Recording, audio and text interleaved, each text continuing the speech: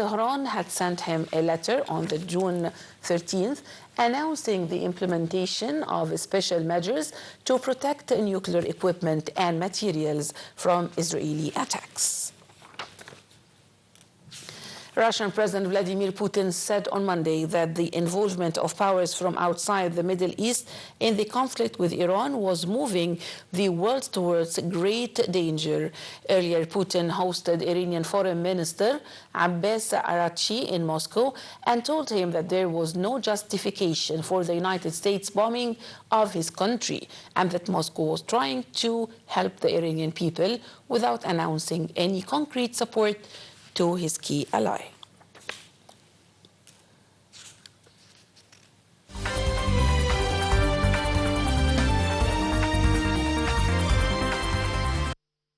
In the Gaza Strip, at least 9 Palestinians were killed and others were wounded by Israeli fire strikes across the territory. Palestinian media said a Palestinian man announced the terrorist attack that hit a church in Damascus and killed 22 people. A foreign ministry statement on Monday extended sincere condolences to fellow Syrian people and for the families of the victims, expressing hope of a speedy recovery for the wounded.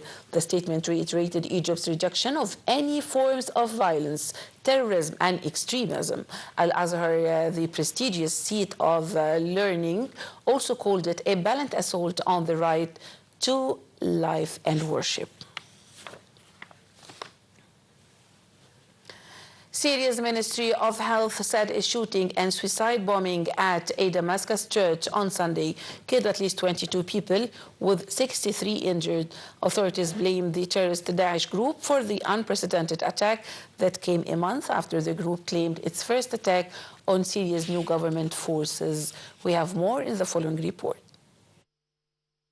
That Russia had fired dozens of drones and missiles at the country, ripping open a residential building and killing 10 civilians in Kiev. Ukraine's interior minister said that 9 people were killed and 30 wounded in Kiev, and another person was left dead in an area just outside the capital.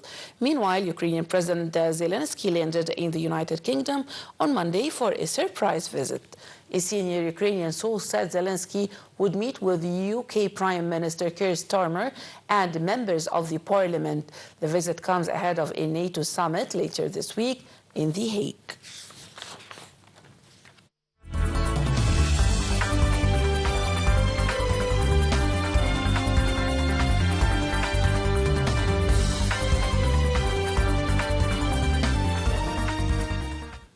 Welcome back. Prime Minister Mustafa Madbouli today asserted that there is a continued follow-up by different concerned bodies of the development relevant to ongoing Iranian-Israeli military confrontations and their repercussions on the prices of strategic commodities and petroleum products. The Prime Minister made these remarks as he chaired a meeting of the Crisis Management Committee, which monitored the availability of different commodities along with their strategic reserve, in addition to the anticipated impact of the latest military escalation on the energy market.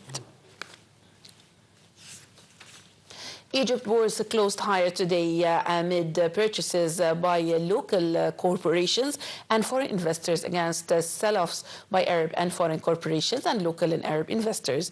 The market capital of listed companies added 41 billion Egyptian pounds, reaching 2.2 trillion pounds at the end of the transactions, which averaged about 48.7 billion. The benchmark index EGX 30 rose 1.2% above the 31,418-point market.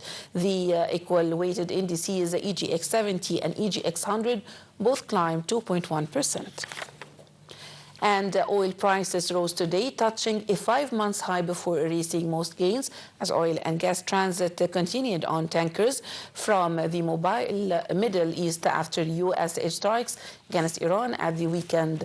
London's Brent crude futures, the benchmark for international oils, were up 16 cents at $77.17 a barrel, while U.S. West Texas Intermediate crude rose 14 cents to $73.98 per barrel.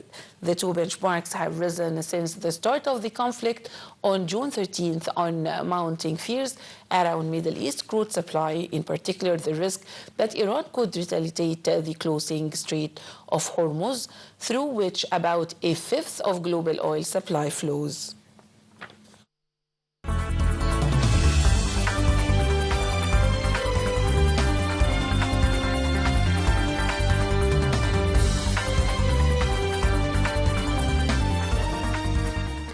And finally, Al Ahly wrapped their warm-up on the eve of their Club World Cup third round Group A decisive qualifier against Porto of Portugal. The Cairo football giant drew 0-0 with Inter Miami in the tournament opener and conceded a 2-0 loss at Brazilian side Palmeiras. The Red Devils, level with the Portuguese side on 1 point, need a must-win result and a victory for Palmeiras when they enter Miami later tomorrow.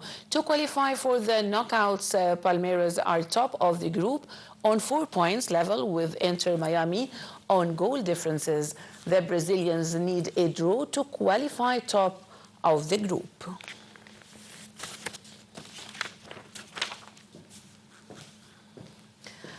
Ladies and gentlemen, this brings us to the end of our news bulletin. Thanks for watching, and please stay tuned. I'm Abir Mitwali.